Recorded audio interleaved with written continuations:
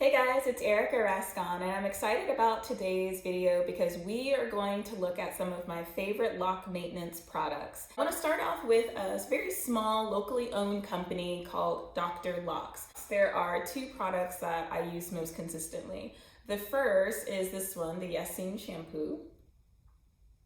And this is a sulfate-free clarifying shampoo that's really good about removing buildup from locks, and it also has some other little goodies to keep your hair healthy. What's also really cool about it is that it has a really light texture, and you can tell that it rinses completely out of your hair, so it's not contributing to the buildup problem.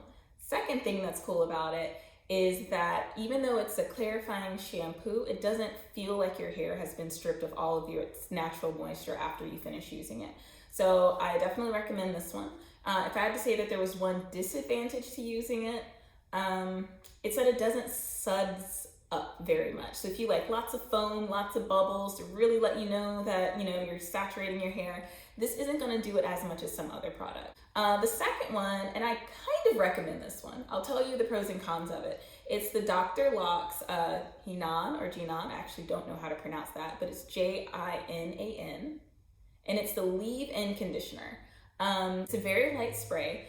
And I love that the mist applicator is just super broad and light, so it helps you to get all of your hair without feeling like you're spraying a million pounds of it in there. So that's the good thing, right? Easy to apply. It leaves my hair smelling like wonderful. And it's also really lightweight, so it doesn't make my hair feel very heavy. The downside, and the only downside I can think of really, is that it doesn't actually change the appearance of my hair.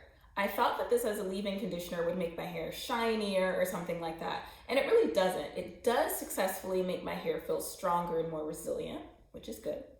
And it does contribute to the feeling of moisture in my hair, which is also good.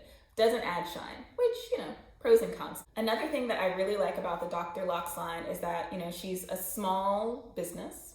She's local to the Atlanta area, which is great because, local pride.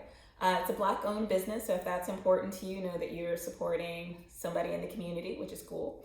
And everything's made here in the States, so it's bottled here, it's mixed here, and it just has this really nice tone for supporting local businesses and female entrepreneurs. So I am all about that.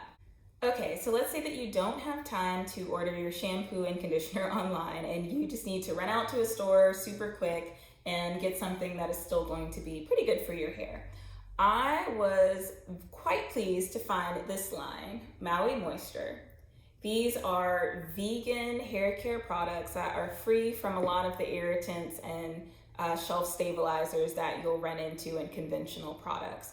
They aren't organic, but they are vegan, and a lot of the ingredients are naturally derived.